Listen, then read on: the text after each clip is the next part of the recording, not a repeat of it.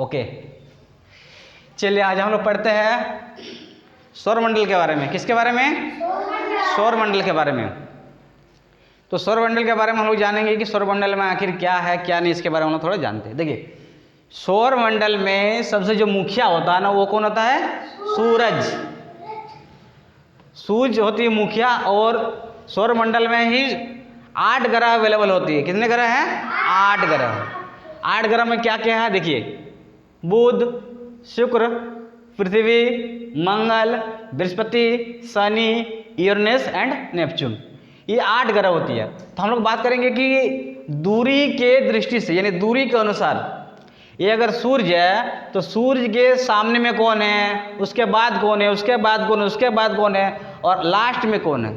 अगर ये सूर्य है, अगर ये मेरा घर है, तो मेरे घर के सामने में किसका घर क्या है कि नहीं?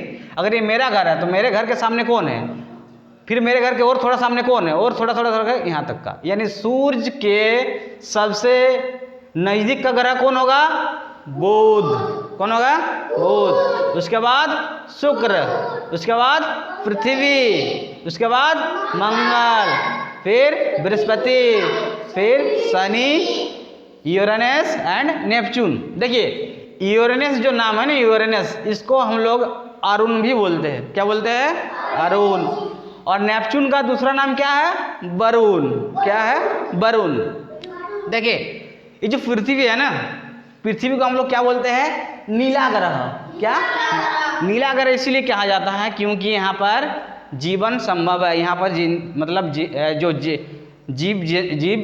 जिंदगी जी सकता है पृथ्वी, इसलिए इसको कहते हैं नीला ग्रह। यहाँ फिर पानी भी अवेलेबल है। ठीक है, इसलिए क्या करेंगे हम लोग? नीला ग्रह। देखिए, मंगल ग्रह को और कौन सा नाम से जाना जाता है?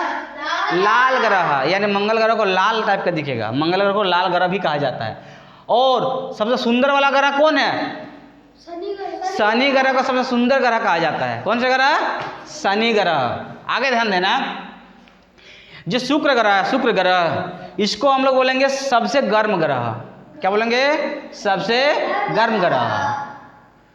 और जो शाम के टाइम जब सूर्य डूबने का समय होता है, उस समय एक तारा दिखाई पड़ता हम लोग को, वो तारा शाम का तारा कहते हैं। वो कौन सा ग्रह दिखता है? शुक्र ग्रह को हम लोग देखते हैं। शुक्र ग्रह को हम लोग शाम के टाइम पे देख सकते हैं। सूर्य जब डूबने का समय होता है ना, तब ये हम लोग को दिखता है। शाम का तारा किसको कहते हैं? शुक्र ग्रह को। इसके अलावा बता दूं, ये जो पृथ्वी है ना, और ये जो शुक्र है ना, ये जुड़वा ग्रह कहा जाता है।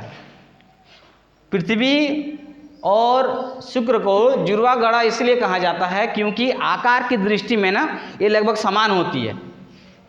देखो, ये पृथ्वी और ये शुक्र, अगर ये इतना बड़ा है तो ये भी इतना ही बड़ा है। भले यहाँ जीवन संभव है, यहाँ जीवन नहीं है, लेकिन ग्रह देखने में दोनों समान टाइप का लगता है। ठीक है, आगे बात करते हैं आकार के अनुसार, यानी कौन सा ग्रह सबसे बड़ा है, कौन सा ग्रह सबसे छोटा है।